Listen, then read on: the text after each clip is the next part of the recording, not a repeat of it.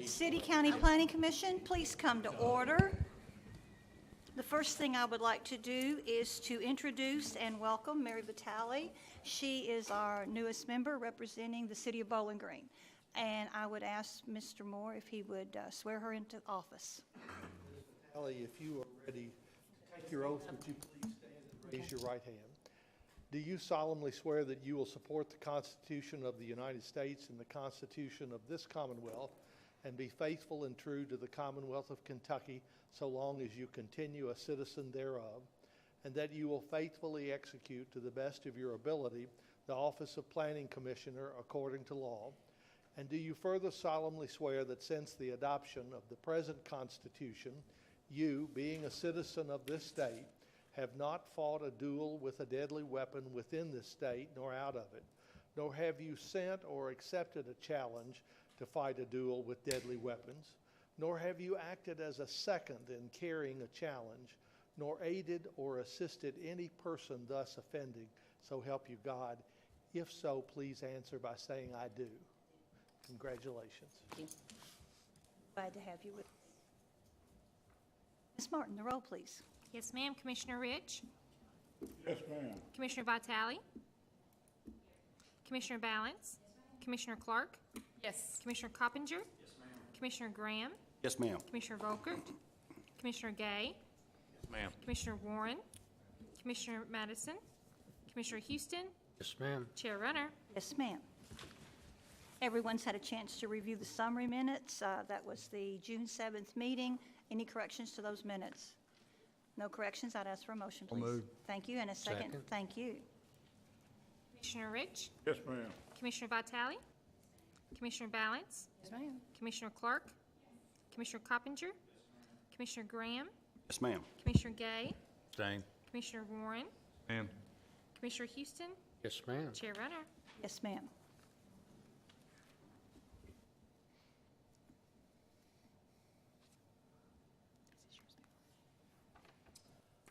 Sorry, I was going on to the financial report. That's, we'll get you. Ms. Runner, I request that you order that the Warren County zoning ordinance, subdivision regulations, and the comprehensive plan with all of its elements effective as of this date be introduced as exhibits for each of tonight's hearings. I further request that you order that the staff reports, all attachments together with the commission's file for each application be introduced as exhibits. Finally, I'd ask Ben Peterson, Rachel Hurt, planner, Monica Ramsey, planner, be sworn as witnesses before you, and that their oath and qualifications be reflected in the record for each hearing. So ordered. And do you swear to tell the truth before this commission? Thank you all. Now the financial report. We have Ms. Megan Mooney with us today. We have the May financial report in the packet, and I always ask if there are questions, so we've got her here today if you do have any. But we are also here today to approve the new budget for the fiscal year 2019. So we'll get Ms. Megan going here. Okay, so what everybody has in front of them is we have how our, actually our year-end budget. So I'm going to briefly review how we finished out last year, and then I'm going to review with you our fiscal 19 budget changes that I've made since we approved the proposed budget earlier. And just to point out for everybody, the green column is our last year's actual numbers, and the yellow column is going to be our fiscal 19 budget numbers that I would like for you guys to vote on when we finish tonight. First, I want to start off by saying that we finished a very, very strong last year. If we start, let's see, the green column in income, you'll notice that we were over in all income categories except for transit and sales. On line 22, which is our construction review fees, we actually finished, line 17, construction review fees, we finished very strong with a total of $344,000 and some change for last year. We had budgeted about $100,000 in that category for last year. That's one of those numbers that we just never know what it's going to be until we go through the year. which means that Chuck and Zach are going to be very busy for the next little bit. If you look at line number 22, you'll see that we finished out the total year in income of $1.7 million. That was 123% of what we anticipated. And again, that's mainly due to the line 17 construction fees that we've collected. Now I want to move to last year's expenses, which is going to be on page 2. I won't go into all the individual line item details, but you'll notice on line number 17, the total expenditures. We completed that under budget, which is a good thing. We were at 97.1% of our anticipated budget for last year. So in summary, we were over in income, which is a good thing, and under in expenses, so right where we want to be. So that's going to bring us to our carryover balance. You can flip back over to page number 1, the very top line in yellow, line number 1. You're going to see our carryover balance is $549,000 and some change. That's the largest carryover amount that we've had since I've been at the Planning Commission. Most of you guys know that the main contributors to that account are going to be our operating and our construction review fees that we have each year. That's our savings account, if you will, for us starting out each new quarter because we don't always get our appropriation right at the beginning of the quarter. We have to wait a month or so on that. But this year, we also have those construction review fees that played a big factor into increasing that carryover amount. So if we move on down the yellow column, I really haven't made any changes to these numbers. The only changes that have been made are the carryover amount, which is line number 1, because we know that number now that we've closed that fiscal year out. Everything else on page number 1 in yellow has stayed the same. So what are we doing with that extra carryover amount is what everybody's asking. If you scroll down to line number 77, that is our building improvement account. I've thrown $90,000 into that account for building improvements. As most of you guys know, we have over the past couple of years had some pretty significant building challenges where we're at right now. We don't know what the exact right move is to make at this point, but we do know that we do need to make some changes. Whether that be building renovations, where we're currently at right now, a new building, we're just not quite sure yet, but we do know something needs to be done sooner rather than later. So we have put that amount of money there just kind of as a placeholder for right now. There was a little over $500 remaining. And I put that into line number 80, which is our operating reserves, just so that everything else would be nice round numbers. But those are the only 3 changes that I've made to the budget that you guys approved a few months ago. I know I went through that super fast, and we have some planning commissioners that are kind of new to this. I'd be happy to answer any questions that anybody has right now. Over last year's numbers or this year's numbers. Does anybody have any questions? I just have one question. On the Sure. operating reserves, is that put into a savings account to draw a little bit of interest to add to that, or is that just in a regular checking account, or what exactly? It's in a regular checking account, but we do earn interest on that account. You do? Okay. Yeah. Thanks. Yep. Any more questions I could answer? Megan, we've looked at this for the last 7 or 8 years. Would 90,000 do a whole lot of what? No, it won't. Not towards our current building, but if we went to another building or made a different change, $90,000 would go significantly towards maybe new office equipment or furniture, desk that we might need in a new building. But to our current building, $90,000 is a drop in the bucket of what would really need to be done. We've had, as most of you guys know, we've had mold, we've had mildew, we've had water leaks, we have electrical issues, and rats is our latest and greatest thing that we've got.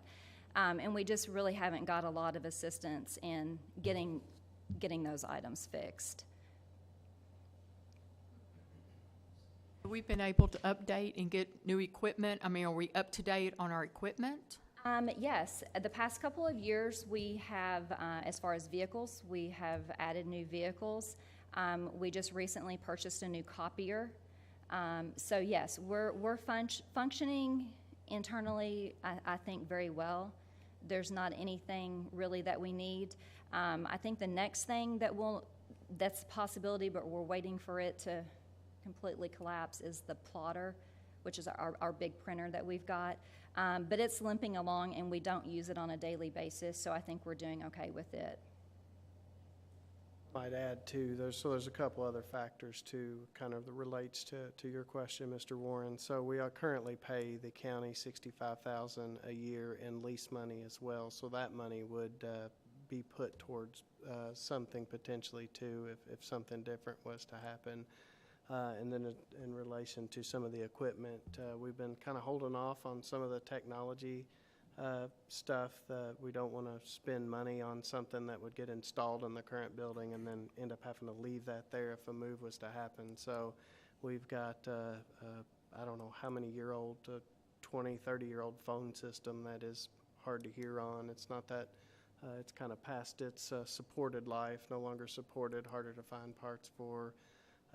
You know, and there's other things like that too. So we're just kind of, we feel like at this time it's best to just put that money in place, and we are working with the county on some options.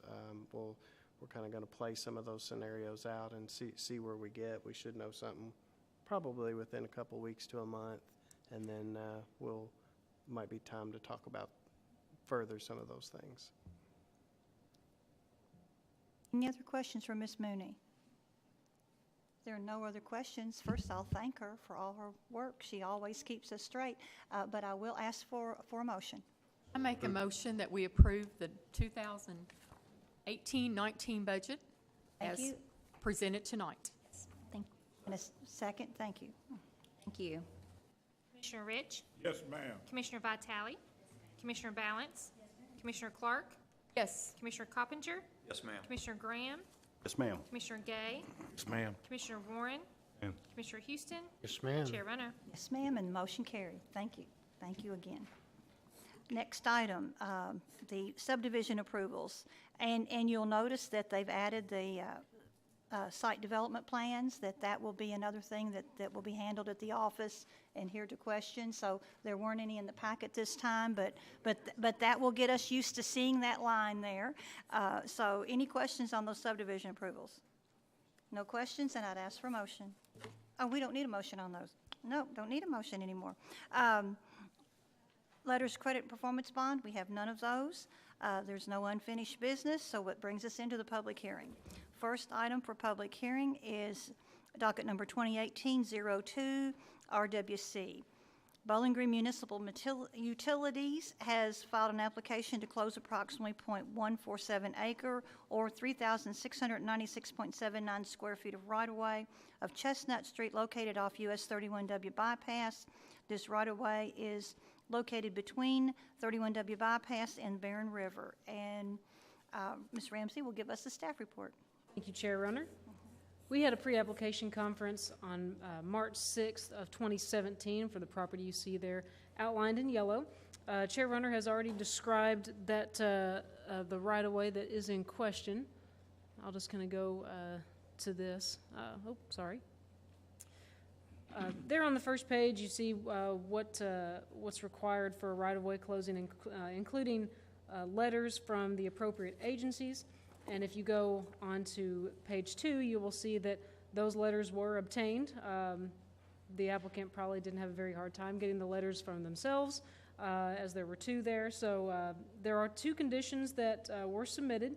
One was from the City of Bowling Green Public Works Department.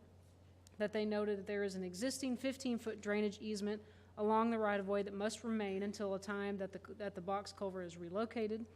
And Charter Communications also requested that BGMU grant an easement should the plant require Charter Communications service via its future electrical easement.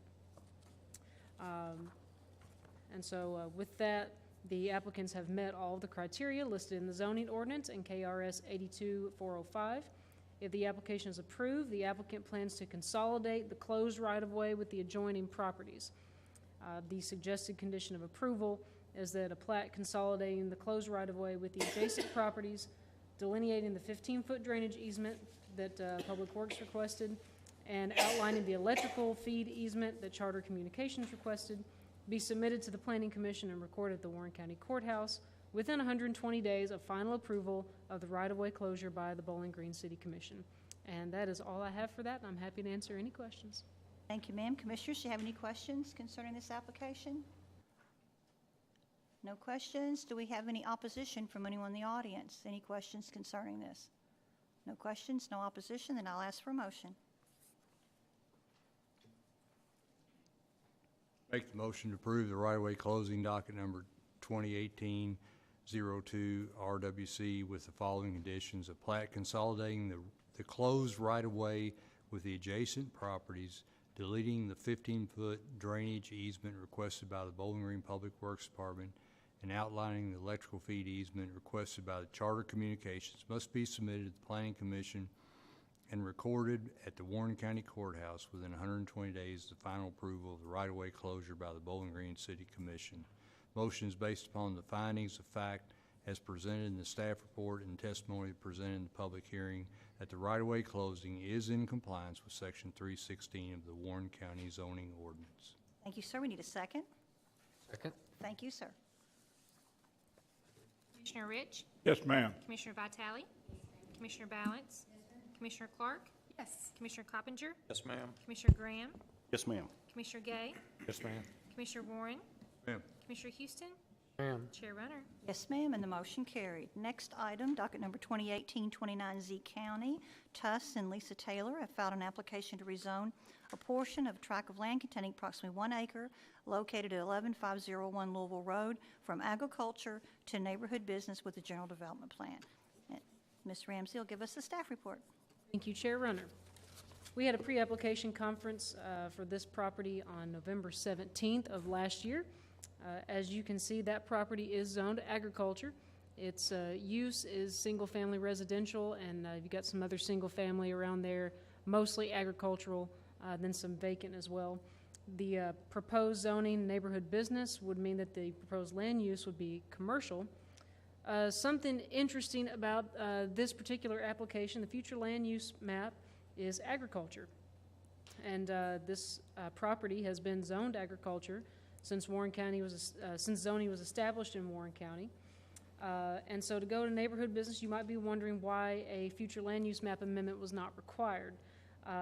So if you look there at the compatibility with comprehensive plan, property is designated agriculture on the future land use map, and the proposed neighborhood business zone is not listed as a potentially compatible zoning designation in the agriculture flume category. However, the applicants are arguing as part of their application that the original zoning of the property was inappropriate as the property began operating as a commercial use in 1968.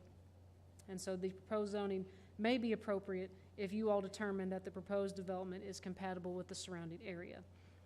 Down there at the bottom, you'll see some points to consider. The first being that this proposal is exempt from flume compliance.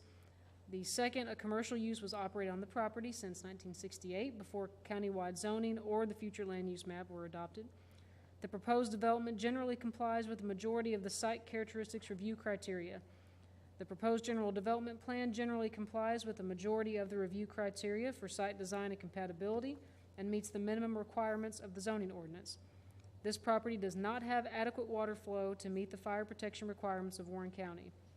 However, before any future building permits can be issued for the property, adequate water must be provided to the property or an alternative fire protection plan, as outlined in Section 113 of the zoning ordinance approved by the Warren County Public Works Department. And I will show what they've, kind of how the, that is, if you've been by, that is how the property exists today. The buildings are there. The applicants did supply a brief narrative with their application that you'll see on page 2 there. And that says that this property operated as a country store and gas station for 48 years from January 1968 until April of 2016. The store operated as Massey's Grocery Store by Florence Massey. The building was in poor repair and was renovated in 2017 for the purpose of neighborhood commercial retail store, convenience goods, and services. Below that, you'll see that several of those things are up to you as far as compatibility. One thing you'll notice about that's mentioned in the third paragraph from the bottom there regarding LU 214, PR 17, and NCR 116, that there's no changes to be that would impact the existing trees on the property, and it is the understanding of staff that the property will be utilized as is. Just to go on to page 3, the same note as earlier that we mentioned the points to consider with the water adequacy. Wastewater below that, the proposed lot will utilize an on-site septic system which was last inspected November of last year. There are a handful of trees on the property. The property is designated as farmland of statewide importance. And the existing structure was built in 1945, though it is not currently listed on the National Register of Historic Places or locally designated, but it is eligible for designation for either of those. Just to kind of address compatibility, and there may be some, I think there are some photos here of the existing structure. It is one story. Most of the homes in the area are 1 and 1.5 story single-family homes. The existing structure is comprised of finished materials that include brick and metal. The homes in the area are brick, vinyl, modern materials. Agricultural buildings are wood or metal in that area. Page 4, landscaping and screening. If you've been by it, you can probably see it doesn't necessarily look like what we might have for other buildings currently, other properties that are commercial. But compliance with the zoning ordinance landscaping requirements will be required if triggered by future improvements on the property. Going down to the general development plan and development plan conditions, they have submitted the following. Number 1, any freestanding signage would be unlit, no larger than 24 square feet in the face area and no taller than 5 feet in height. Number 2, the following uses will be prohibited on the property: bingo parlor, any sale, rental, or display of pornography, adult books, or adult entertainment, bar and lounge, or commercial parking. Number 3, all lighting will be shoebox-style lighting directed downward and away from adjacent residential uses and should be shielded to prevent light trespass or reflection onto adjoining property. Number 4, hours of operation shall be daily from 5 a.m. through 10 p.m. Number 5, any modifications or additions to the existing access points along Louisville Road or Otter Gap Road shall be coordinated with and approved by the Kentucky Transportation Cabinet. And number 6, any improvements to the property or redevelopment of the site will be similar in size and scale and utilize materials similar to those that exist on the exterior of the current structure. The only other thing that I'll point out in the staff review summary is that the applicants are proposing to subdivide the property to be used for the commercial use from an existing tract, and I'll just go back so we can kind of see the whole picture there, and to add the remaining acreage to an adjoining piece of property. And this proposal complies with the majority of the criteria assessed in the review process, and it is up to you all to determine compatibility with the area. So that is all I have, and I'm happy to answer any questions. Thank you, ma'am. Commissioners, questions? I got lost at the subdividing and adding it to the adjoining piece of property. Is the adjoining property commercial? The adjoining property, if we go back, it's a single family, but there's agriculture, around there. My memory's a little bit rusty, but they are, I believe, just adding the rest of that. The whole thing is designated as single family, and they're just adding that to the agricultural land. So they're just cutting off that asking to cut off that acre for the neighborhood business portion, and then the rest of that yellow around it, it's all one tract at the moment, and they would just add that to the agriculture that you see next to it.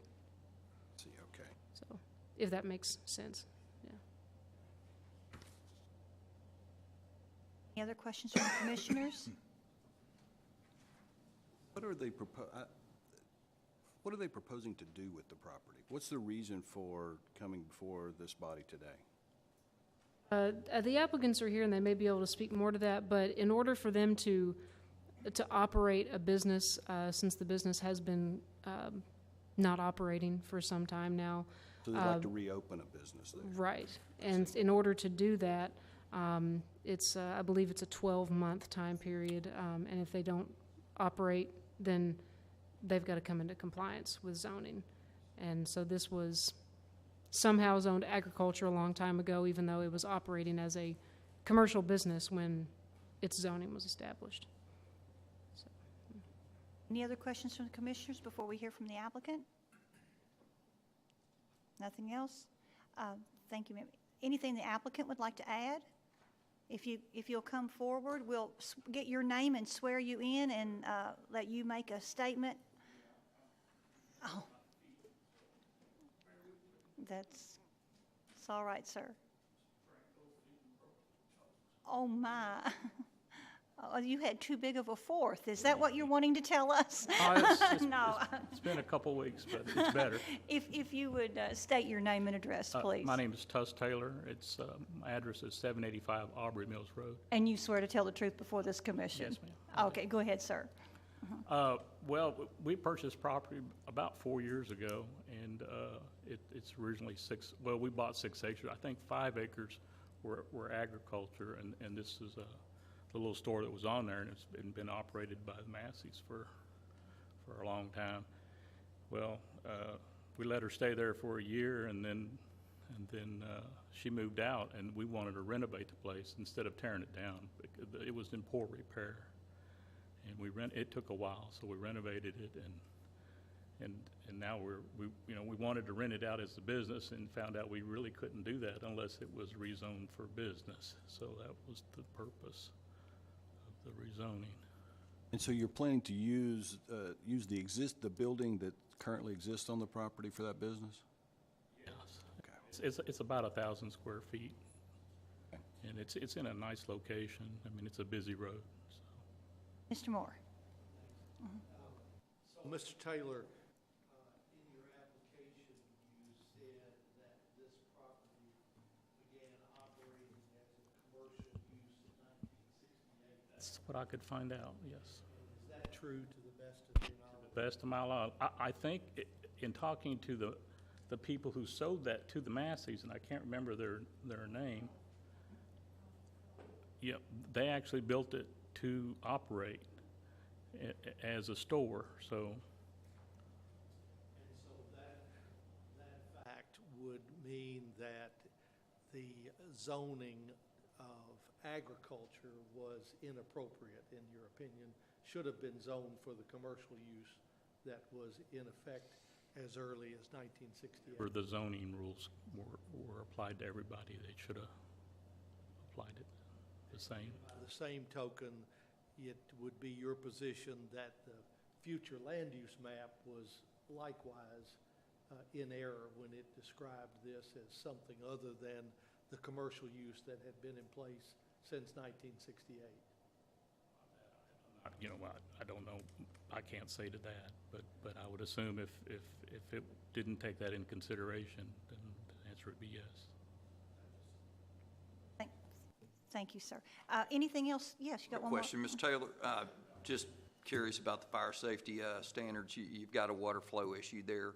Have you made a decision on what you're going to do with that? I've got a well in the back. There is actually a well. I've not tested it or had it tested. I've talked to some people. We could put, the option is to set up a tank and have a certain amount of flow. But I have not looked into that in depth, other than, to put a new well in, I'd have to pull out the existing pumps and then redevelop it, and then put up a water tank system, but I've not looked into that. Are you You know, it- anticipating having gas pumps or anything there? That's gonna, No. it's not gonna be anything like that? And are you gonna fence beside the neighbor? Are you going to put up some type of fencing between you and the neighbor? There's one neighbor which resides behind there. There's approximately about 150 feet maybe between the residents. It's a good distance. I don't plan on it. If they see it's a problem, I mean, I could. I mean, that's easily done. I just have, I mean, they had purchased that, I think they had lived there since in the 70s, early 70s, so. So they lived there while it was operating as As- a store, I see. Do we have any opposition to this request? No opposition? Any questions from anyone in the audience? No questions or opposition? Commissioners, do y'all have anything else before I call for a motion? Another question? Yes, ma'am, a clarification? I just may add one thing. I guess so what happened with this property is, as you all know, non-conforming uses can continue indefinitely unless the use of the property ceases for a certain amount of time. And that's what happened here. While the renovations were being performed, the non-conforming rights actually ceased unknowingly to the applicants. And so then when they went to reopen, it was discovered that the non-conforming rights were no longer in play, which is what triggered the application this evening. Thank you, ma'am. We appreciate the explanation. Thank you, sir. You can go ahead and sit back down, get a little comfortable. There are no other questions or comments, then I will call for a motion. Oh, yes, sir, you have a comment? I apologize, but you'll have to come to the mic. Can't listen to you till you come up here. And state your name and address. My name is Thomas Carruthers, and I reside at 11251 Loyal Road, property on both sides of that road. You swear to tell the truth? Absolutely. Or affirm, yes, sir. Mhm. Is it the belief that just that building is going to change zoning, or the entire 4 acres would change zoning? It's just the area that's designated with that red line.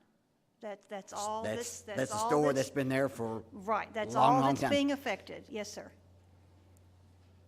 I understand that the tanks are still, the old gas tanks are still in the ground. Is that That would be something I would, gentlemen, y'all, anyone? Don't. Mhm. I don't know. It could be a fact that they're still growing. I think they are, and I think they've been. I think they. Well, they're in the front where the lighting is, and I remember when they closed the store, closed the gas station first, and then the store maintained for years after that. The pumps were taken out, but the tanks were, I think, sucked out or dried out, however you want to put it. That's all I have. Thank you. Thank you, sir. Thank you. Nothing else? I will ask for a motion, please. Make a motion to approve the proposed zoning map amendment together with and conditioned upon the general development plan docket number 2018-29-Z county. Based upon the testimony and documents presented in this public hearing, proposed zoning map amendment is consistent with the Focus 2030 comprehensive plan as demonstrated by its compliance with the following objectives and action items. LU 1.1.1, LU 1.1.2, LU 1.1.3, LU 1.1.4, LU 2.1.4, LU 2.3.1, LU 2.9, CF 2.6, PR 1.7, NCR 1.1.6, NCR 2.4, ED 3. Therefore, the proposed zoning map amendment is in agreement with the adopted comprehensive plan. Further, I request that this motion include the summary of evidence and testimony presented by the witnesses at this public hearing. Thank you, sir. We need a second. Second. Thank you. Commissioner Houston, Yes, ma'am. Commissioner Warren, Ma'am. Commissioner Gay, Yes, ma'am. Commissioner Graham, Yes, ma'am. Commissioner Coppinger, Commissioner Clark, Yes. Commissioner Balance, Commissioner Vitale? Commissioner Rich? Chair Runner? Yes, ma'am, the motion carried. Our recommendation will be for approval. Thank you. The next item, 2018-30Z County, Monty Brown has filed an application to rezone a tract of land containing approximately 2.5565 acres located at 8750 Nashville Road from agriculture to general business with a general development plan. Also pertaining that same applicant, we have docket number 2018-V11 that they have requested a variance on that same property. Have the staff report. Ms. Hurt. Thank you, Chairman Runner. We had a pre-application conference on June the 5th for the property you see here outlined in yellow, located on Nashville Road. You can see the current zoning of the property is agriculture, and the current use of the property is single-family residential. You'll note that there are several agricultural properties in the area. South Warren High School and middle schools are just north in that large green shaded area. And then you'll also note the new subdivision that's currently under construction just to the north of the property there that was recently rezoned in the last year or so. The future land use designation for the property is mixed-use residential. This designation applies to mixed-use areas where, taken as a whole, the primary land use is residential in a variety of housing types and densities, balanced by complementary retail, office, institutional, and civic uses. The distribution of land among these various activities shall be implemented through specific zoning with standards addressing the form and character of development to ensure compatibility. With that, I'm going to move on to the rezoning exhibit, which shows the existing home, and there's also an existing building located to the rear portion of the property there. And if this application is approved, the applicants are proposing to convert the existing residence to a bank, and also for the existing building, add on toward the front of the property there. You can see the proposed addition here, and it's the hope of the applicant that they could utilize that portion of the property for a lawn care service. With that, I'm going to go over our future land use map and category review on page 2 of the staff report. We evaluated 15 goals, objectives, and action items from the Focus 2030 Comprehensive Plan, and I'm just going to touch on some of the items that you may need to weigh in on this evening. So with that, I'm going to look at LU2, and the Planning Commission should determine if the proposal is a high-quality development that will protect community character.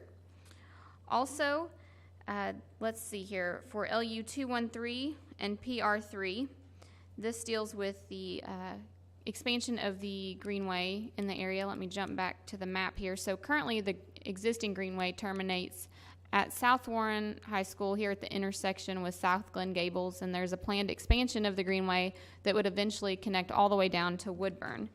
And so the applicant has addressed in the development plan conditions that space would be set aside for the development of the greenway, but is not committed to physically constructing the greenway. Moving on, the applicant has addressed preservation of existing vegetation in development plan condition number 13, and the Planning Commission should determine compliance with LU 214, PR 1.7, and NCR 1.1.6. The Planning Commission should also determine if the proposal is an opportunity for revitalization and redevelopment, and if it complies with LU 253. The Planning Commission should evaluate if the proposal protects the character of the Rich Pond area, and if it complies with LU 2.9. And finally, for our category review, the Planning Commission should determine if the proposal is a suitable redevelopment project that will maintain or improve the existing character and pattern of development within the area, and if it complies with HN1. Under our site characteristics review, I'll touch on the setbacks in just a second. We'll get to the variances that are requested this evening, but one of the variances that is requested, let me jump to the exhibit here, is a 26-foot variance from the 40-foot rear yard setback that is required when adjacent to a single-family residential zone or use. So if we go back to the zoning map here, you'll see that the adjoining properties to the east here are zoned single-family, and the existing structure, if this were to be approved and converted to a commercial use, would then trigger that 40-foot rear yard setback the existing building is within that required setback, and so that is the reason they are requesting a variance for that portion of the property. For our site design and compatibility review, I'll just touch on the building materials. The adjacent commercial properties will contain, and when I say adjacent, I'm referencing these two commercial properties here. So those properties will contain 100% modern construction materials and no block or vinyl. The existing residence on the property is constructed of brick, and the existing accessory structure is constructed of metal.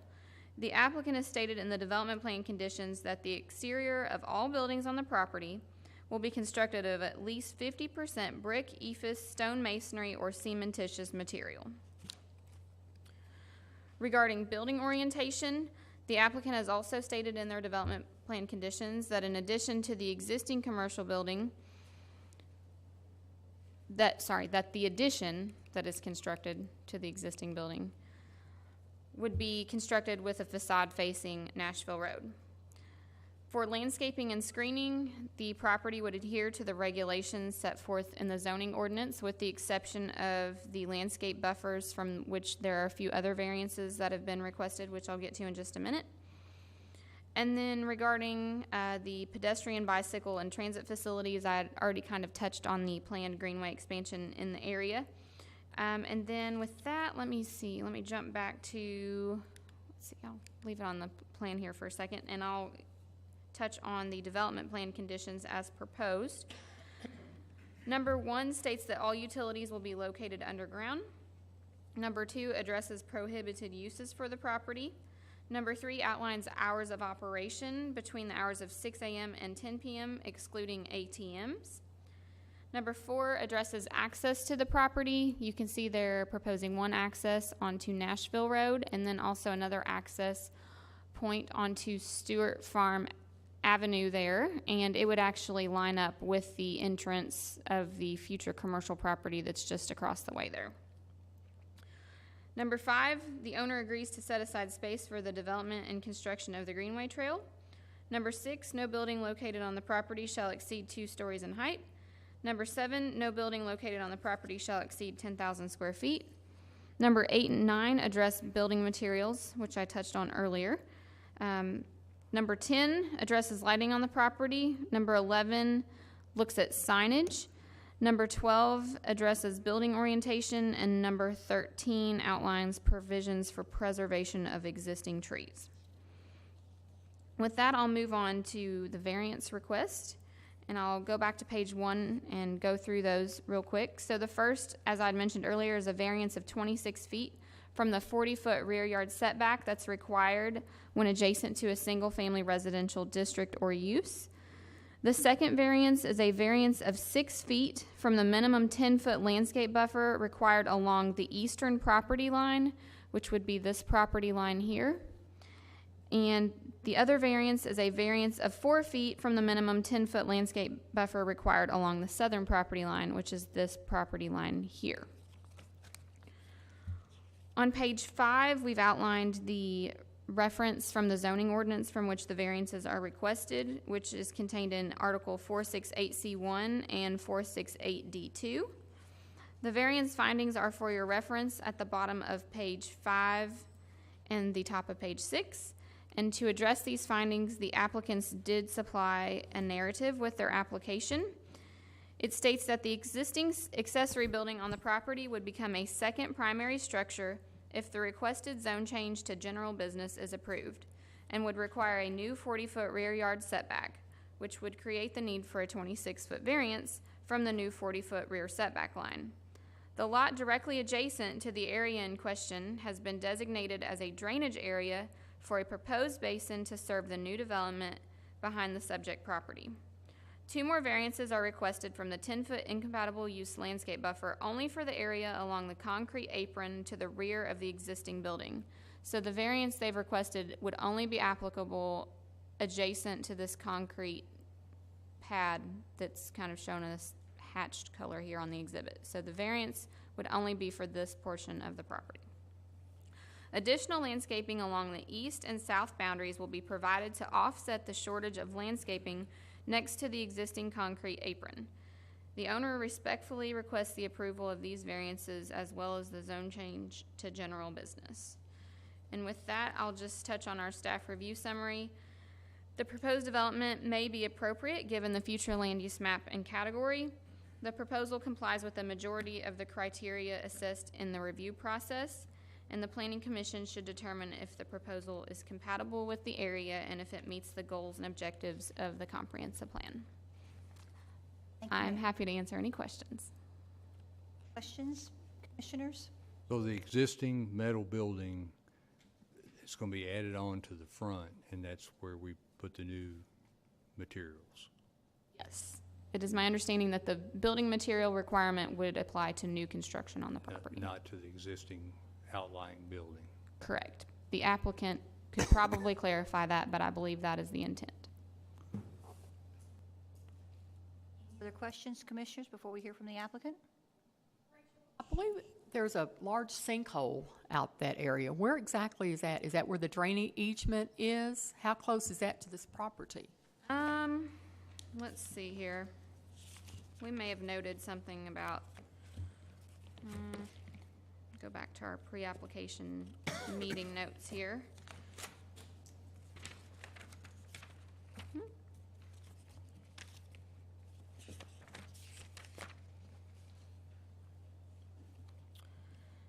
I'm not sure where the sinkhole is, but we have noted in our pre-application meeting notes that the property is located on the edge of a sinkhole, and if my memory serves me correctly, I honestly can't remember where it is. I want to say it's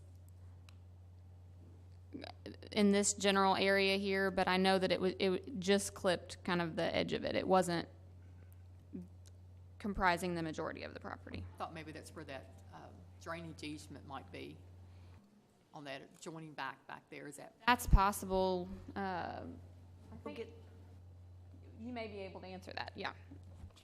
we'll get your name and address, sir. Monty Brown, 8750 Nashville Road. And you swear to tell the truth? Yes, I do. Yeah, go ahead, sir. There's a sinkhole, actually, is to the back of my house, kind of towards the left. It's kind of where they're getting ready to build houses on. It's where the original sinkhole was. And when they dug the retention basin, they've kind of moved it over in that direction, or they've hit a sinkhole there. Any other questions for the applicant? Is there anything, oh, go ahead.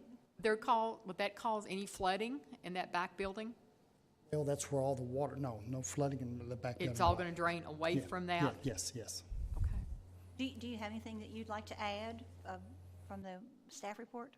Well, just on the existing metal building, I was going to make it all match. I'll brick the entire building or whatever it takes. I want it to look nice there.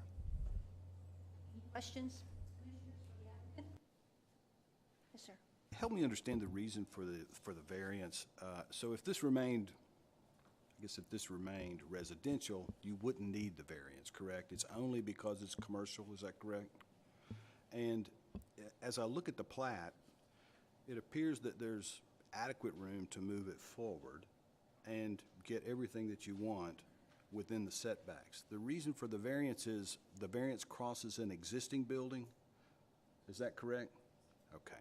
So really what we're trying to prevent is having to tear down that building and move that building. Reuse what's there on the structure, yes. Okay. On the property. Any other questions? Do we have any questions from anyone in the audience? Do we have any opposition to this request? No questions, no opposition. Thank you, sir. Then I will ask for a motion, commissioners.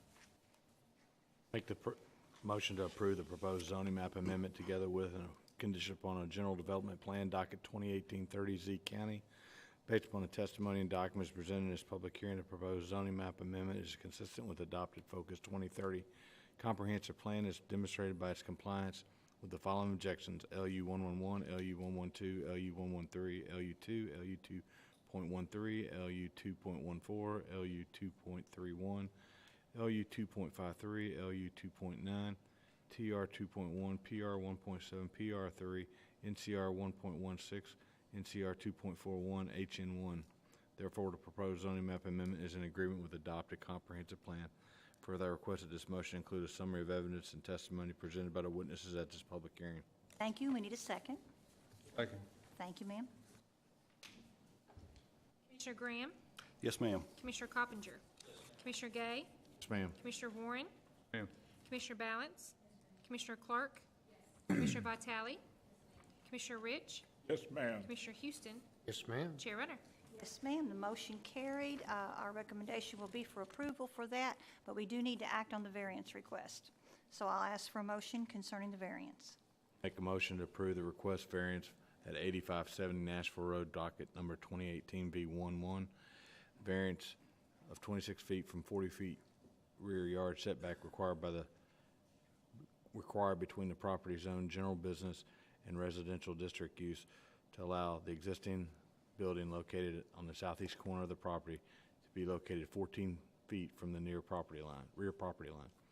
A variance of 6 feet from the 10-foot minimum landscape buffer between incompatible land uses to allow the landscape buffer to be 4 feet along the concrete apron to the east of the existing building, and a variance of 4 feet from the 10-foot minimum landscape buffer between the incompatible land uses to allow the landscape buffer to be 6 feet along the concrete apron to the south of the existing building.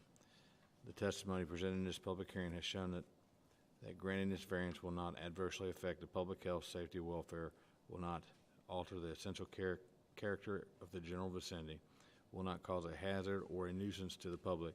It will not allow an unreasonable circumvention of the requirements of the zoning regulations. Thank you, and we need a second. Second. Thank you. Commissioner Rich, Yes, ma'am. Commissioner Houston, Yes, ma'am. Commissioner Vitale, Commissioner Warren, Ma'am. Commissioner Balance, Commissioner Gay, Yes, ma'am. Commissioner Clark, Commissioner Graham, Yes, ma'am. Commissioner Coppinger, Yes, ma'am. Chair Runner. Yes, ma'am, and again, the motion carried. Thank you all. Next item, docket number 2018-31ZBG. Greg Reese and Dennis and Lori Causey have filed an application to rezone a tract of land containing approximately 18.8426 acres located at the end of Sagittarius Avenue and the end of Iris Hill Street, bounded by the Natural Parkway from agriculture to RS1D, single-family residential, with a general development plan. And we will have the staff report. Ms. Hurt. Thank you again, Chairman Runner. We had a pre-application meeting on June the 5th for the property you see outlined in yellow here. As you mentioned, it's located at the end of Iris Hill Street and Sagittarius Avenue, and it's kind of wedged in between the Natural Parkway and some of the existing neighborhoods there. The current zoning of the property is agriculture, and you can see that the current use of the property is also agriculture. Generally, west of the Natural Parkway, you can see there are several agricultural uses, and then east of the Natural Parkway, you can see that the majority of the use in the area is either single-family residential, and there's also a few multifamily residential uses scattered in the area as well. The future land use designation for the property is high-density residential. This land use designation consists of areas occupied by multifamily housing, including higher-density duplexes, townhomes, apartment buildings, and condominiums. Densities exceeding 8 dwelling units per acre are encouraged in this future land use category. High-density single-family may also be acceptable at 5.5 dwelling units per acre or greater. With that, I'm going to just note our one item, the first point to consider on page 1, and that is that the proposal is less dense than what is outlined in the high-density residential future land use category. The Planning Commission should determine if less density is appropriate in this location and compatible with the surrounding area. With that, I'll go to our category review. On page 2, we evaluated several goals, objectives, and action items out of the Focus 2030 Comprehensive Plan, and I'll just hit on a few of them here that you may need to weigh in on. The Planning Commission should determine if the proposal is a high-quality development, including design standards tailored to preserve the character of the area, and if it complies with LU2 and LU 2.1. The applicants have also made commitments in Development Plan Condition number 10 to maintain existing trees on the property with a caliper of 8 inches or greater, which are located within 10 feet of the property line. The Planning Commission should determine compliance with LU 214, PR 1.7, and NCR 1.1.6. Looking at LU 252, HN1, and HN 1.3, the Planning Commission should determine if the proposal is compatible infill development that will maintain or improve the existing character and pattern of development within the area, and if it will strengthen the existing neighborhood. And the Planning Commission should also determine if the location of the planned development is suitable for the proposed housing type, and if the proposed residences are believed to enhance the array of housing options available in the area, and if it complies with HN 2.1 and HN 4. For the site characteristics review, I'm going to touch on the first item there, which is our layout, lot sizes, and setbacks. And you'll see that this is the proposed layout that was submitted with the application. The applicants are proposing roughly 48 lots. And you can also see that the development as proposed would connect with both Iris Hill Street and Sagittarius Avenue. And they have also provided a connection to the adjacent property, which I'll go back to the aerial view here. So they've also provided a connection to this property here, which is currently landlocked. So without that connection, that property would have no access in the future. So they did make plans for future connections there. Also worth noting, when we get to the development plan conditions, you'll see that there is a condition that the minimum lot size be 8,000 square feet. The requested zone is RS1D, which would generally have a minimum lot size of 5,000 square feet. It's my understanding that they're requesting the zone based on the lot width that's proposed for each of the lots and not necessarily the lot size. So they have committed that the minimum lot size for any new lot within this subdivision be 8,000 square feet. Otherwise, the development standards would adhere to the standards in the zoning ordinance for the RS1D zone. For site design and compatibility, for the surrounding density, I'll jump back to the zoning map here. We didn't do a density map for this particular staff report, but we did highlight some of the densities of the adjoining neighborhoods here. So the first one we've noted would be Park Hills, which is kind of this area up here. So Park Hills, the density for that is 2.23 dwelling units per acre. Moss Meadows down here is 3.38 dwelling units per acre. And then for Deer Park, which is kind of this area right here, Deer Park, the density for that subdivision is 2.92 dwelling units per acre. And the proposed density for this subdivision is 2.55 dwelling units per acre. Under the building materials review section, most of the homes in the area are constructed of vinyl. The applicants have stated in the development plan conditions that the proposed homes will be constructed of vinyl, brick, stone, drive-it, cement-based siding, man-made stone, or other modern masonry materials. And with that, I'll move on to the development plan conditions on page 4. Number 1 states that the maximum number of lots would be 48 with a minimum lot area of 8,000 square feet. Number 2 sets the minimum home size at 1,200 square feet. Number 3 outlines a minimum 2-car garage requirement. Number 4, no building will exceed 2 stories in height. Number 5 outlines the building materials, which I just touched on a second ago. Number 6 states that all new utility lines will be located underground. Number 7 outlines a requirement for uniform street lighting within the neighborhood. Number 8 addresses connectivity to the adjacent properties and stub streets, which I touched on earlier. Number 9 says that the property will be developed with a community mailbox system. And number 10 addresses preservation of existing trees. Number 11 also states which proposed development plan conditions would become some type of other restriction or platted restriction if this were to be approved, and they would no longer remain development plan conditions. With that, just to summarize, again, the applicants are proposing, let me jump back here to the proposed lot layout, 48 lots, resulting in a density of 2.55 dwelling units per acre, which is similar in density to nearby neighborhoods. The proposal complies with the majority of the criteria assessed in the review process, and the Planning Commission should determine if the proposal is compatible with the area. With that, I'm finished with the staff report, but I'm happy to answer any questions. Ma'am, have any questions for Ms. Hurd? No questions. Our last year and a half, the developers have committed to a certain percentage in general development plan number 5 to the modern building materials. Is this a just kind of they will use these, or is there going to be a percentage committed to?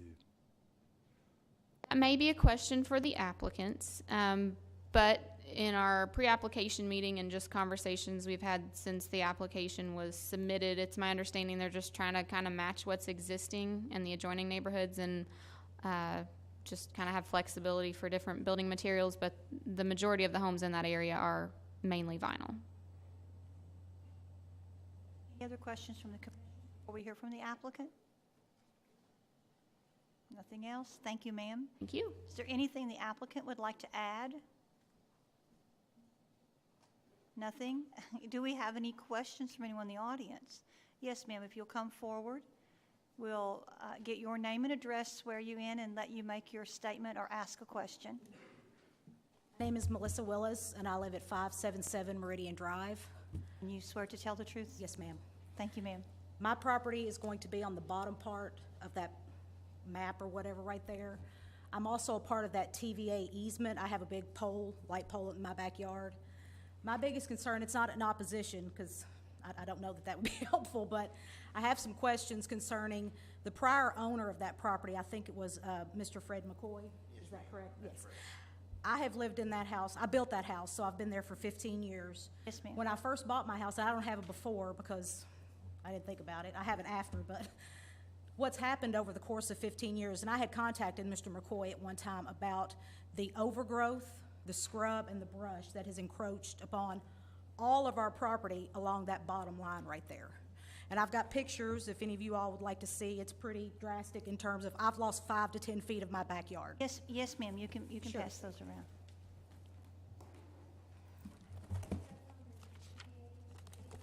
Yes, ma'am. Mm-hmm. Here's several, just, yeah.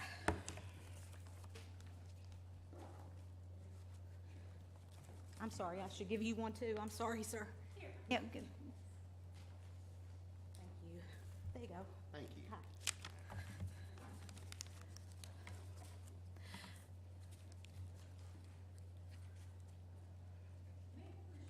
Can you take the pointer and show us what you're talking about, where your property is? I'm confused. I'm sorry, I'm nervous, so my hands are shaking a little bit. Yes, it's the Willis property down there at the bottom. It's going to have lot, what is that, 21? It's this one right here, Willis. Yes, ma'am. Several years ago, I contacted Mr. McCoy. I sent a letter because I didn't have any phone numbers or anything for him. The letter was forwarded to one of his sons, I think, that lives out of Nashville. If that's correct, yes. He contacted me, and I talked to him then about how his property, or how his overgrowth had encroached upon our property.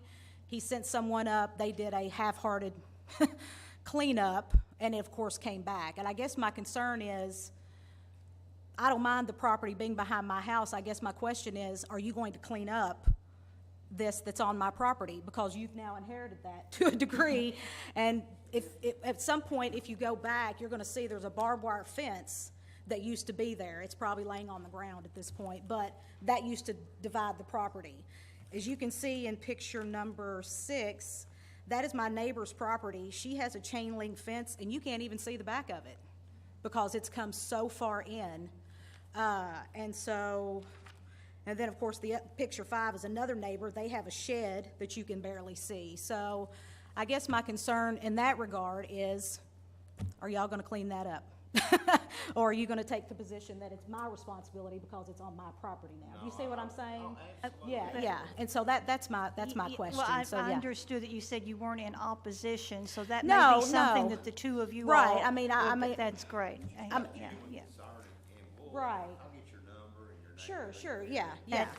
That is always good, that you guys can work together. Absolutely, and that's get part of that- the reason why I that's came, great. because I had tried before to get with Mr. McCoy, and I just think they lost, once the father passed away, I think they just kind of lost interest in the property. And it just became That's- so overgrown, and. Yes, and ma'am. If it can get cleaned up, I'm not opposed. I've only got one house that's gonna be behind me.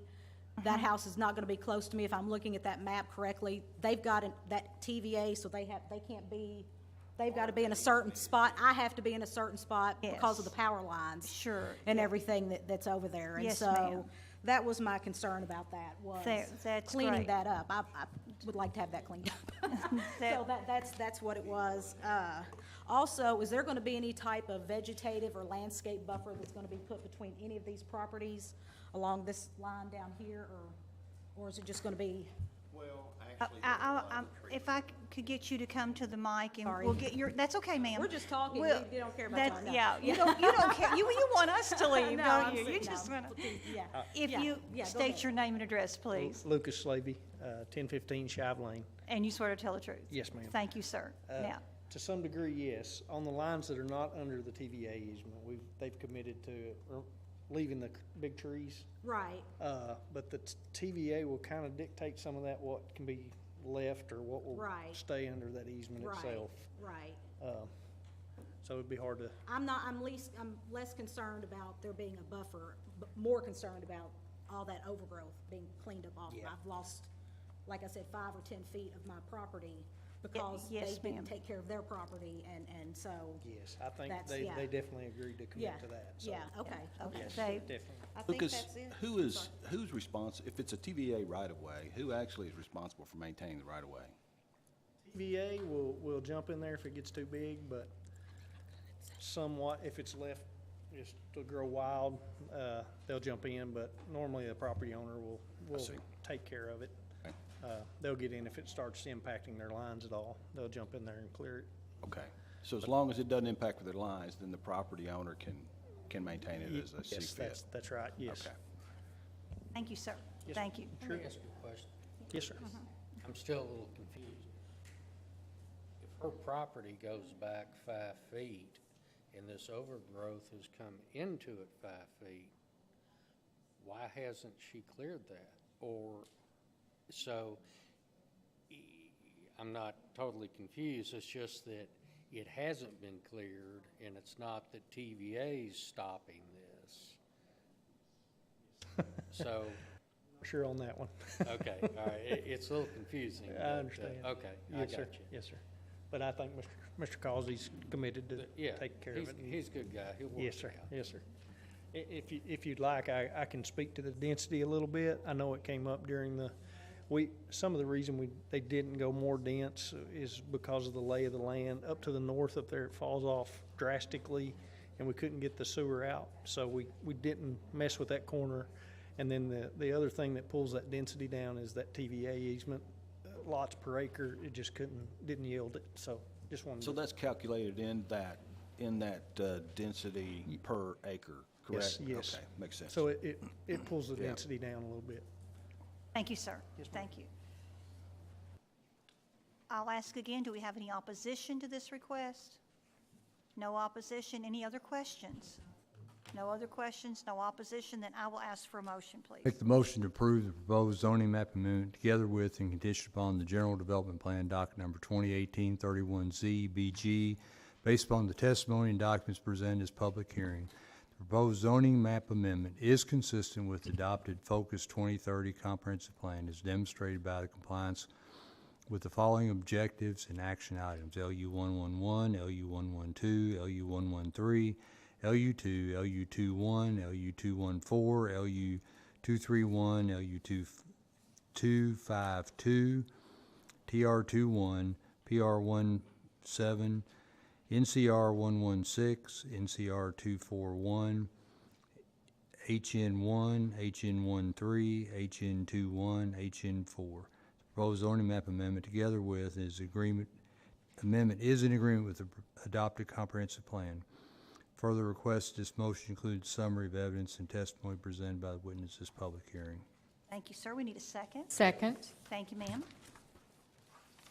Commissioner Rich, Yes, ma'am. Commissioner Balance, Commissioner Coppinger, Yes, ma'am. Commissioner Gay, Yes, ma'am. Commissioner Houston, Yes, ma'am. Commissioner Vitale, Commissioner Clark, Yes. Commissioner Graham, Yes, ma'am. Commissioner Warren, Ma'am. Chair Runner.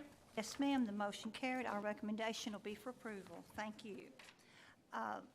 Last zone change request, docket number 2018-32ZSG. 711 Steeplechase LLC and Kelly Dutton have filed an application to rezone portions of tracts of land containing approximately .992 acres located at 0 and 103 Sunset Avenue, Smith's Grove, from RM3, which is townhouse, multifamily residential, general business, and a highway business with general development plan, to RS1C, which is single-family residential with a general development plan. And we'll have the staff report from Mr. Peterson. Thank you, Chair Runner, Commissioners. We had the pre-application conference for this property you see on the aerial before you on March 1st of 2018. The applicants are proposing a rezone just under 1 acre to develop a maximum of 4 single-family residential lots. Moving along to the existing zoning map, you'll see the current zoning is a combination of RM3 general business with the majority being highway business. And the property has been zoned in some form of multifamily residential or commercial since zoning was established in Smiths Grove. Again, this proposal is to kind of downzone that property, if you will, to a single-family residential RS1C zoning designation. The existing land use currently is a combination of commercial and vacant. You see a variety of land uses around, including more commercial, single-family, and agriculture. Moving along to the future land use designation that is designated as single-family residential on the future land use map. There's some adjacent commercial and some mixed-use residential to just to the west.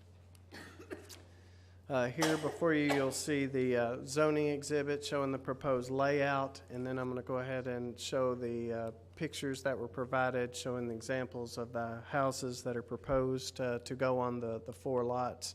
You can see three different examples were provided by the applicant. I'm going to go back and leave it on the zoning exhibit, and I'm going to move on to page 2 of the staff report and just note one item under the future land use map and category review. We've had other applications tonight where we've outlined what the Planning Commission should determine. So the Planning Commission on this one as well should determine if the proposal is of a high-quality development, including design standards tailored to preserve the character of the area, and if it complies with LU 2 and LU 2.1. You'll see the other ones referenced there that are mentioned as well. Moving on to page 3, I'll skip on to the site design and compatibility review and mention the density. The surrounding density, there's a mixture of low and moderate density residential uses in the area. Densities along Sunset Avenue range from 1.49 dwelling units an acre to 5.89 dwelling units per acre. And densities along First Street range from 0.63 dwelling units an acre to 4.55 dwelling units an acre. The density of this proposed development is 4.03 dwelling units per acre. Skipping down a couple paragraphs to the surrounding architectural features. The single-family homes in the area currently are a mixture of 1 and 1.5 stories. According to the PVA records, homes along Sunset Avenue range in size from 741 square feet to 1,496 square feet. Homes along First Street and East First Street range in size from 1,500 square feet to almost 3,500 square feet. The applicants have stated in the development plan conditions that the minimum home size for this development is 700 square feet, just under the existing. Moving on to page 4, the area-specific policy review. This particular proposals within Smiths Grove, so therefore the Smiths Grove focal point plan. So this was also analyzed based on the Smiths Grove policies, and you'll reference those. SG1, to ensure orderly development of vacant tracts and infill sites within the city of Smiths Grove. The future land use map should guide all zoning and development decisions. The comment there is that the proposed development is designated as single-family residential on the Smiths Grove future land use map, and the proposed zoning district of RS1C is a single-family residential zoning, therefore complies with SG1. And the second one listed is SG2, infill residential development should reflect the character of the neighborhood with regard to size, scale, setbacks, and architecture. There are a variety of housing types and sizes outlined in the site design and compatibility review above. Front yard setbacks for homes along Sunset Avenue range from approximately 0 feet to 75 feet. Front yard setbacks for homes along First Street and East First Street range from approximately 5 feet to 30 feet. Front yard setbacks for the proposed development are 25 feet. The Planning Commission should determine if the proposal complies with SG2. So that's the Smiths Grove Area Policy Review. So the applicants also submitted some general development plan conditions to address the compatibility. So I will reference those quickly. So number 1 is the maximum number of lots shall be 4, as shown on the exhibit. Number 2, the home shall be constructed of brick, stone, masonry, or vinyl siding on all sides, and with plain face block not being permitted as a visible foundation material. Number 3, homes along First Street will be oriented toward First Street. Homes along Sunset Avenue will be oriented toward Sunset Avenue. Number 4, houses constructed on these 4 building lots shall be a minimum of 700 square feet of heated living space. Number 5, no modular homes shall be permitted on the property. Number 6, the location of any driveway shall be coordinated and approved by the City of Smiths Grove prior to the application for a building permit. Number 7, all utilities shall be located underground. And then number 8, all existing trees located on the perimeter of the development along the southern and western property lines will have a caliper of 16 inches or greater, which are located within 3 feet of the property line and will be maintained during the development and construction of the property. With that, I'll kind of summarize and go back to our points to consider on the first page. Again, the proposed development is consistent with the Smiths Grove future land use map and the single-family residential future land use category. The proposed development generally complies with the majority of the site characteristics review criteria, and then the proposed general development plan generally complies with the majority of the review criteria for site design and compatibility, with the exception of the proposed home size that we noted in the surrounding architectural features, but it does meet the minimum requirements of the zoning ordinance. I'll be happy to answer any questions. Thank you, sir. Questions? One question is, 700 square feet seems maybe unusually small, but if I understand correctly, they could do multifamily here if they wanted to under the current zoning, correct? Currently, there's several, 3 different zones. If we go back to the existing zoning here, you can see highway business there with binding elements, and then there is a small piece of multifamily there in the corner, and then general business also does allow. So they would be able to there. Highway business would not necessarily allow multifamily. And then there's binding elements. I don't remember what they say. I believe the binding elements now were written with the intent of the property being utilized for a car wash when it was originally rezoned. Well, at one time, there was talk, is that what it would be? That's why we kind of use the term down zoning, since it's a less intense proposal than what could currently be allowed there, yes. Good. Mm-hmm.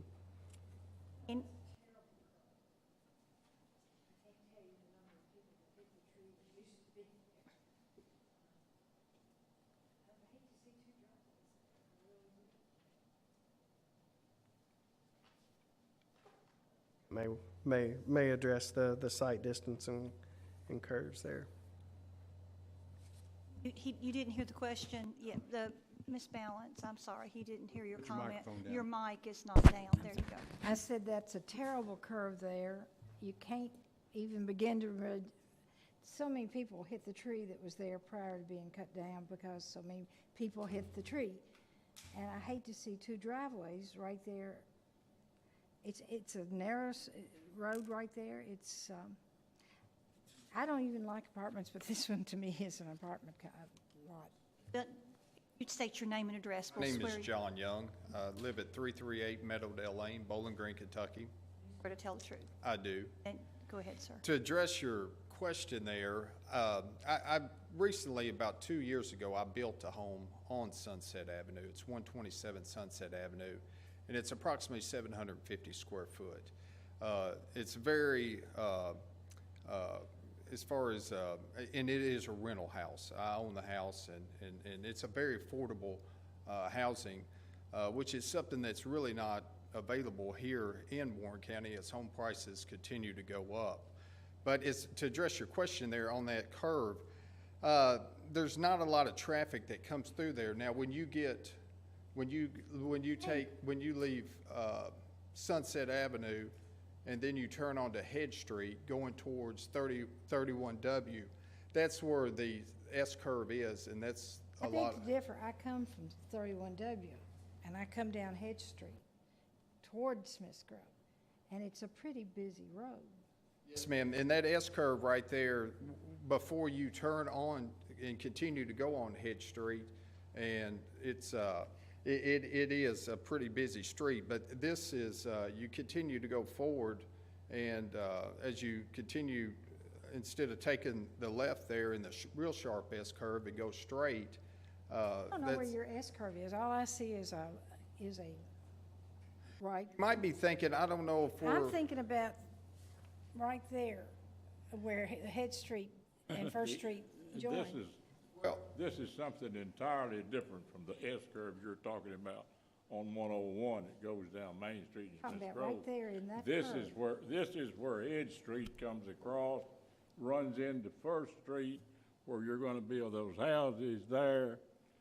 A lot of people, when they come into town of a morning, I mean, this is not Scottsville Road now, but anyway, there's a lot of people that come through there, like Miss Balance said. There's a lot of people cuts off out there at that curve, comes across Hedge Street, and then up First Street to the post office. Back to Main Street. Yeah, they come in there by the post office and Flavor Aisle that comes out. No, we're coming in right behind the beauty shop. There's that there curve. is. Yes, There right. used to be a tree there, and they cut the tree down because people kept hitting the tree. Yeah. And it's a dangerous, there's no room, it's a dangerous curve. I hate to see two driveways there. Well, from my understanding, and I spent quite a bit of time up there, and I just got finished completing two houses on out through the large S curve on out further. I just recently completed construction of two homes in that S curve. And in my opinion, that S curve is somewhat dangerous right there because you don't have to slow down.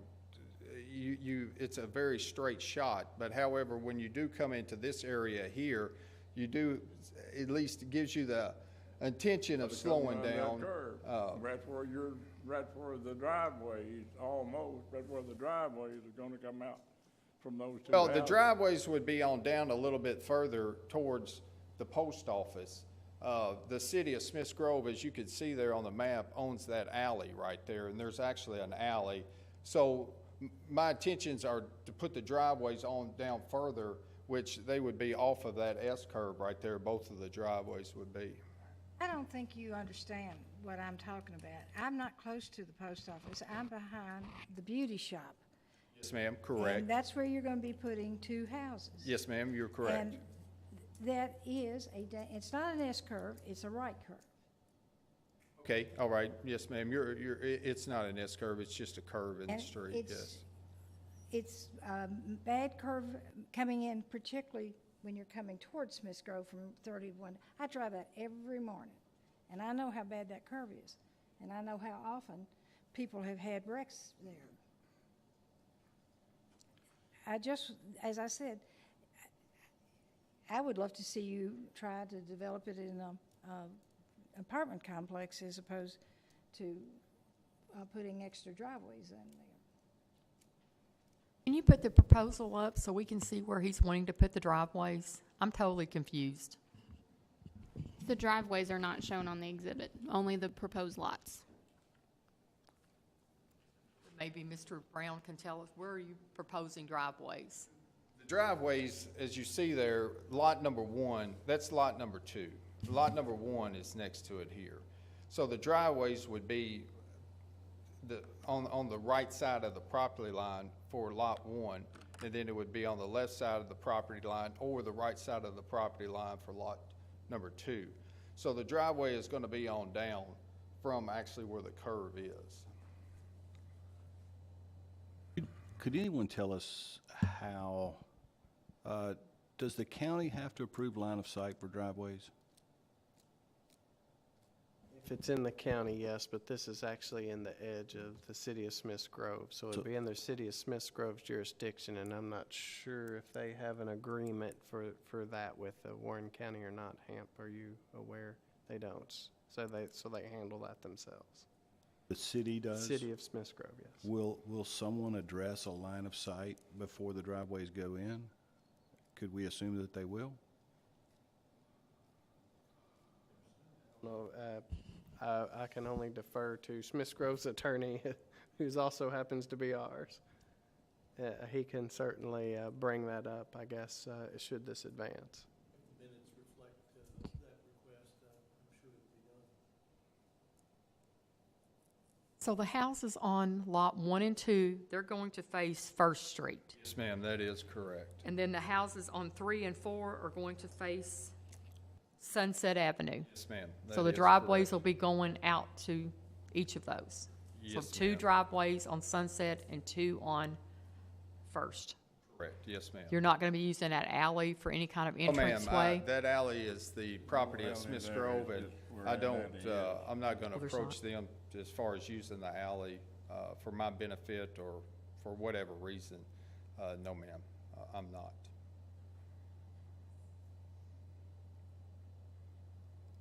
I'm curious, is the alley accessible for a driveway? The alley right now is just overgrowth, as far as, Okay, so it's not a paved road. no, the alley does not exist. It's just a fence row. I see. With it's vegetation and all grown up, and, it doesn't exist. It's I see. just, it's just platted in the.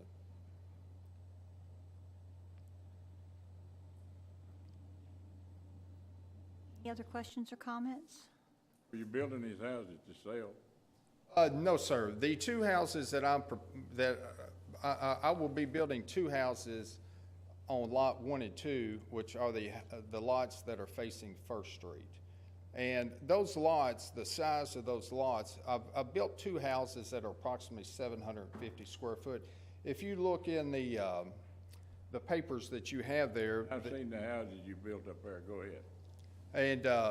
And so I plan on building approximately a 750 square foot house on both of those lots, sir. And then on lots 3 and 4, as of right now, my intentions are to just wait and see what, I don't have any plans for it as of right now. After I get these 2 done, if I would probably build a larger size house on those 2 lots, something in probably the 11 to 1,200 square foot size. Those 2 lots are larger, and you could put a garage and some other features on for those houses on those 2 lots because of the size of the lots.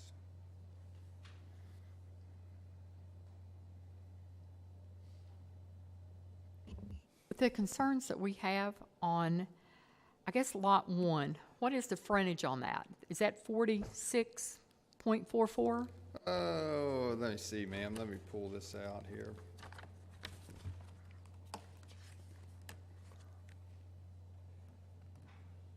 Looks like it's roughly 69.44. Once you add the curve C1, it's not very clearly delineated there. But there's a curve that's in that box, and you'd add it to the 46. Those of you who are familiar with this site, is the concern that a car is pulling into the street in that area, or that a car loses control and goes into? It's been controlled before. I'm sorry, please? It's been controlled mostly before.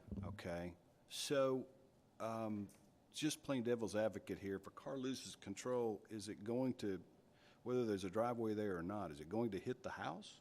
Won't hit the house. It would not? I don't think so. If the house has a normal setback, I don't think it would. Okay, so is the concern that if maybe there's a vehicle parked in the driveway? I see.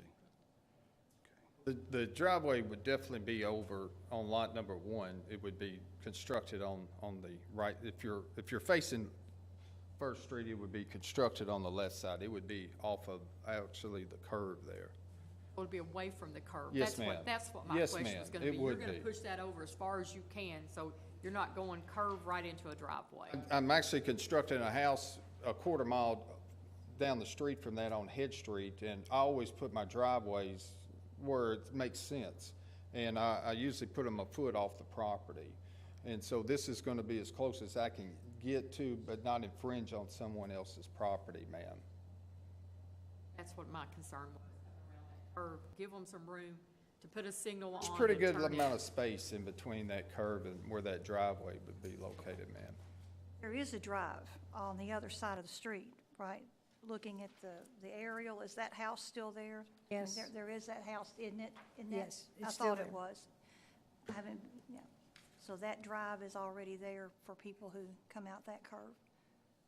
So, oh, no, I was just asking in relation to that drive, where his drive would be. So, Mr. Young, do I hear you ask to amend binding element number 6 to include language that the driveway for lot number 1 shall be located along the east boundary between lot 1 and lot 2? Yes, sir, most definitely.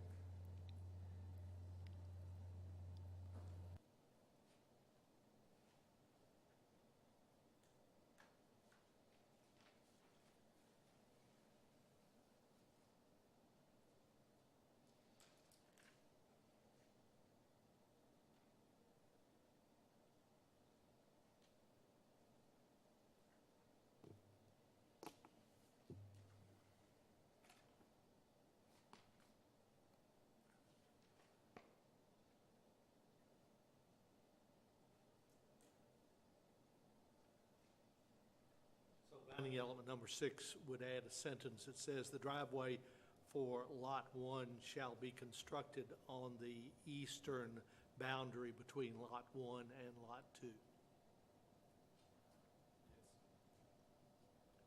2. And so to help me understand, that's something that we're proposing, that there's an addition here in order to address line of sight, or are we simply stating what's currently in place? That would be an addition to what's currently proposed. See, okay. That would better specify the location of that particular access point. Mr. Young is in agreement? Yes, sir, most definitely. Yes, I am. Have any other questions?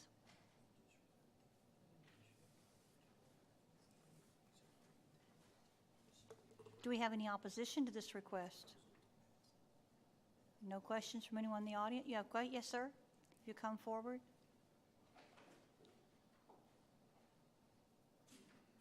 Your name and address, please. There's 11251 Louisville Road. Tell the truth, yes. I do, yes. I don't have an opposition toward it, but as the councilman was right, that curve and that tree was just recently removed. I have a business on Main Street, block, 2 short blocks from there.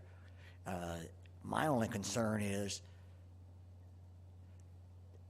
the development not consistent with what is currently within a few blocks of that, meaning the size of the home and the materials used on the construction.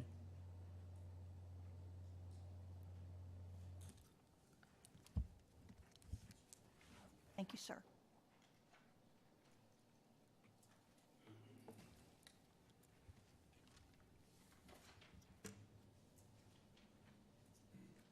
Anyone have anything else?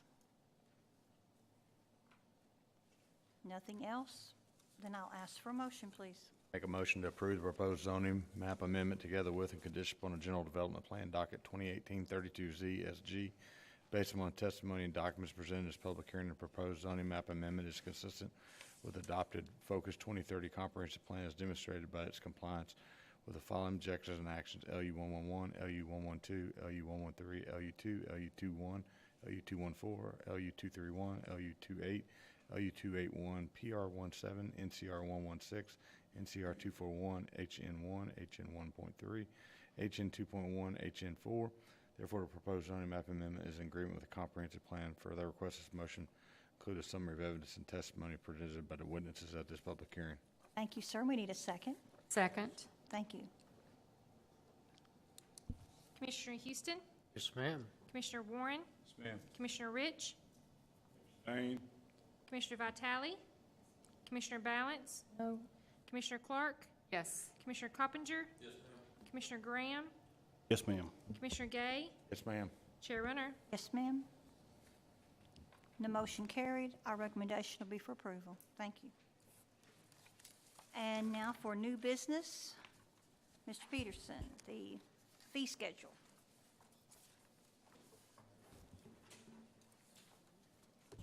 Thank you, Chair Runner.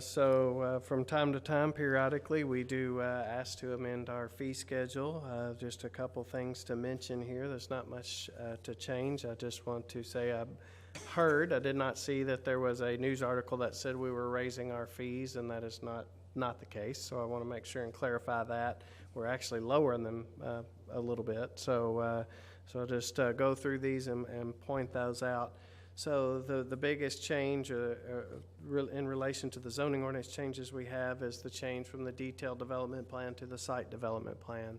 Now that all communities have adopted those changes, we are kind of doing the cleanup and the housekeeping portion of that. So previously, a detailed development plan was $550. A site development plan is $225. So that is a replacement or a new fee, but it's replacing, so that's the one that's actually being reduced the most. A couple reasons we're reducing that. We have altered the public hearing requirements to where it's not so onerous, so it doesn't cost us as much money, so I guess we're passing that savings along. The other couple changes, just to mention, there's not a change in the price, but in the recording fee section, we are no longer having to record binding elements as a land use certificate portion and a recording fee. It'll only be part of the land use certificate, so I just want to mention that as well. So that is a slight reduction in fees, although there's no change to the price. So that's I felt that worth mentioning. The second page, towards the bottom of the left-hand side, fees for copies, publications, and documents. We used to have a list of separate charges and fees for the comprehensive plan, zoning ordinance, subdivision regulations, and some of our larger documents. It was a set fee price, and we're just changing that to reflect whatever it cost per page is. So we're simplifying that. And then also a CD-ROM. If they got information on a CD-ROM, we would charge $10. We're reducing that to $5. Those do not cost very much at all. So we're reducing that fee as well. And then we, on the right-hand side of that second page, the standard maps or plats, we have standardized all map and plat charges just by size. There were some separate charges for plats versus GIS maps or those types of things.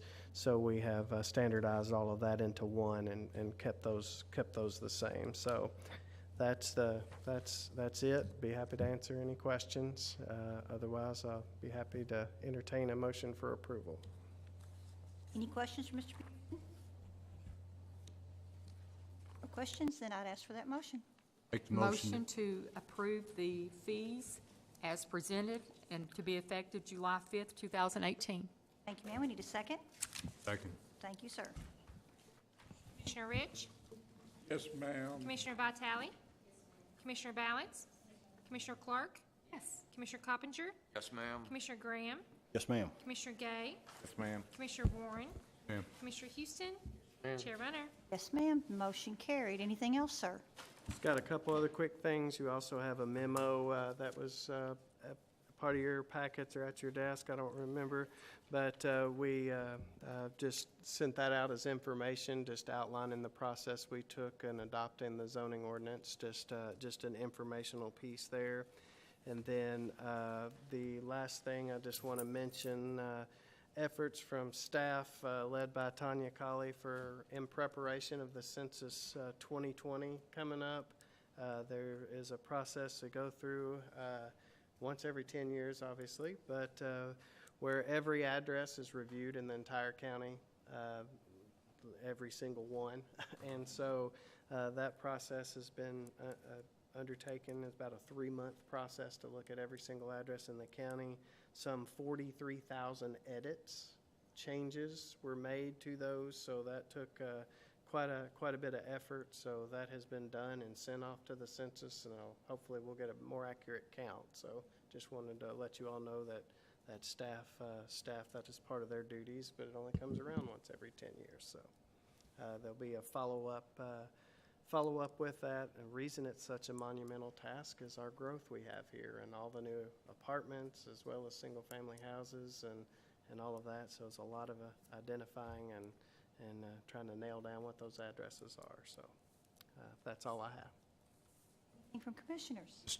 Thank you to our staff for doing a very, very good job, and like that recorded in the minutes, of trying to reduce fees, keep expenses in line, and the professionalism with which you all treat everybody. Thank you. Anything else?